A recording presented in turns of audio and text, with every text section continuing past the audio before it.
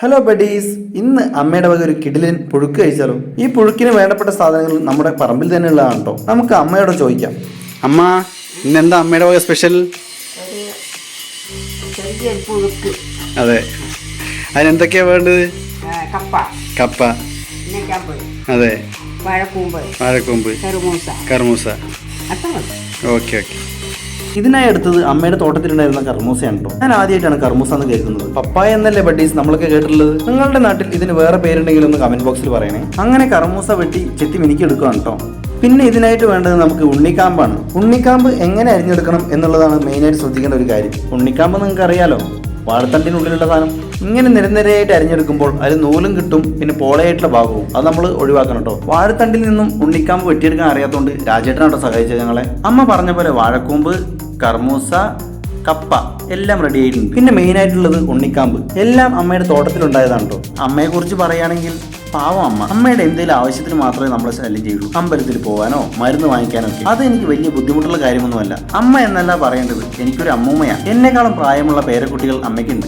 അങ്ങനെ അമ്മയെ ഒറ്റയ്ക്ക് പണി ചെയ്യിപ്പിച്ചാൽ ശരിയാവില്ലല്ലോ. ഞാനും കൂടെ നിന്ന് സഹായിച്ചു. എനിക്കൊന്നും അറിയില്ലെങ്കിലും അത്തള വിത്തള എന്തൊക്കെയോ കാണിച്ചിട്ടോ. ഇതാ വാഴക്കൂമ്പ് കട്ട് ചെയ്യുന്നത് ഇങ്ങനെ. ക്യാബേജ് തോരൻ ഉണ്ടാക്കുമ്പോൾ നമ്മൾ എങ്ങനെ അരിഞ്ഞെടുക്കുന്നത് അതുപോലെ തന്നെയാണ് വാഴക്കൂമ്പ് അരിഞ്ഞെടുക്കുന്നത് കേട്ടോ. ബഡീസ്, പിന്നെ അമ്മയൊരു സന്യാസിയാണ്. മാതാ അമൃതാനന്ദ അമ്മയെ പ്രാർത്ഥിക്കുന്ന ഒരാളാണ്. ഞാനും ഇങ്ങനെ ആലോചിക്കാറുണ്ട്, എനിക്കും സന്യാസത്തിന് പോകണം എന്നൊക്കെ. ഇവിടെ എങ്ങുമല്ല, അങ്ങ് ദൂരെ കൈലാസത്തിലേക്ക്. ബഡീസ്, ഇതിനിടയിൽ അമ്മയെ കുറിച്ച് പറയുന്നതിന് കുഴപ്പമൊന്നുമില്ലല്ലോ. ഞാൻ സ്വിഗ്ഗിയിലാണല്ലോ വർക്ക് ചെയ്യുന്നത്. രാവിലെ എന്നും ഭക്ഷണം തരുന്ന അമ്മയെ പറയാണ്ടിരിക്കണോ? ആർക്കും ദ്രോഹമൊന്നും ചെയ്യില്ല. ഇത് മാത്രം ചെയ്യാൻ ആഗ്രഹിക്കുന്ന അമ്മ.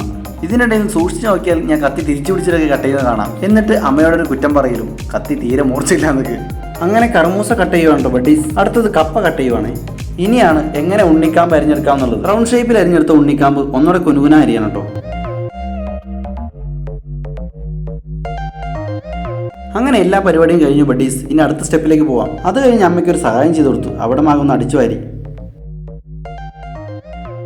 ഇനി ഇതെല്ലാം കൂടി ഒന്ന് കഴുകിയെടുക്കണം. ആദ്യം പൈപ്പിലെ വെള്ളത്തിൽ കഴുകി, അത് കഴിഞ്ഞ് വീണ്ടും നല്ലൊരു വെള്ളത്തിൽ കഴുകിയെടുക്കണം കേട്ടോ. ഇനി ഇതിലേക്ക് വേണ്ടത് തേങ്ങയാണ്. അങ്ങനെ ഞാൻ തേങ്ങയും ചിരവി കൊടുത്തു. തേങ്ങ ചിരവുന്നതിനിടയ്ക്ക് അമ്മ എല്ലാ പൊടിയും ഇട്ട് കഴിഞ്ഞു കേട്ടോ, എന്നോട് പറയാതെ. മുളക് പൊടി, മഞ്ഞപ്പൊടി, ഉപ്പ് പൊടി. കുക്കറിലാണ് കേട്ടോ ബഡീസ് വേവിക്കുന്നത്. അങ്ങനെ സ്റ്റൗ കത്തിച്ചു, കുക്കർ കയറ്റി വിട്ടു. 2 വിസിൽ മതിയാവും എന്നാണ് അമ്മ പറയുന്നത്. ചിലപ്പോൾ മതിയാവുമായിരിക്കും, നോക്കാം. വിറകടുപ്പിൽ വേവിച്ച് കഴിക്കുന്ന രുചിയൊന്നും നമ്മുടെ ഗ്യാസ് അടുപ്പിന് കിട്ടില്ല കേട്ടോ. ഇനി തേങ്ങയും ജീരകവും കൂടി നമുക്ക് മിക്സിയിലിട്ട് അടിക്കണം. പിന്നെ വേണ്ടത് കുറച്ച് ചുവന്നുള്ളിയും വെളുത്തുള്ളിയും. പാകത്തിന് വെള്ളം ഒഴിച്ചു കൊടുത്തിട്ട് നന്നായി അരച്ചെടുക്കുക. അമ്മ പറഞ്ഞ പോലെ 2 വിസിലിന് ഇറക്കിട്ടോ. ഇതിലേക്ക് കുറച്ച് കടുക് പൊട്ടിക്കാം, ഉള്ളിയും കറിവേപ്പിലയും വഴറ്റിയെടുക്കാം. ക്ഷമിക്കണം ബഡീസ്, കറിവേപ്പിലിട്ടതിന്റെ വീഡിയോ എടുത്തിട്ടില്ല. കറിവേപ്പിലയും ഉള്ളിയാണ് വഴറ്റിയെടുക്കുന്നത് കേട്ടോ. ഇനി നമുക്ക് അരച്ച തേങ്ങ പുഴുക്കിലിട്ട് കൊടുക്കാം. പണ്ട് കാലത്തെ ഭക്ഷണങ്ങൾ ഇതൊക്കെയായിരുന്നു അത്രേ. ഫ്ലെയിം കുറയ്ക്കണ്ടേ? തീ കുറയ്ക്കണം വേണ്ടല്ലോ.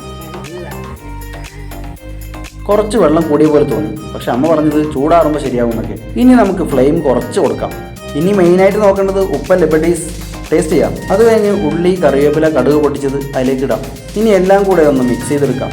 ബഡീസ്, അമ്മയുടെ പുഴുക്ക് റെഡി.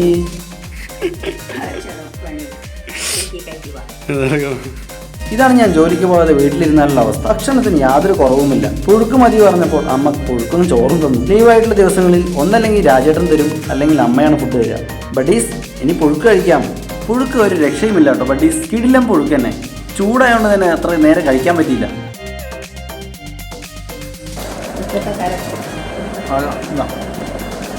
ചൂടാ.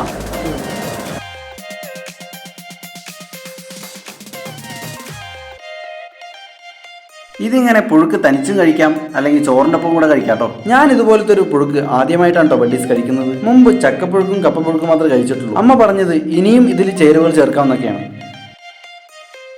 അമ്മയും ഞാനും ഒരുമിച്ചിരുന്നാണ് കഴിക്കുന്നുണ്ട് ബഡീസ്. അങ്ങനെ ഞാൻ ഒരു പ്ലേറ്റ് പുഴുക്ക് കാലിയാക്കി. ബഡീസ്, സംഭവം കിടു തന്നെയാണ് കേട്ടോ.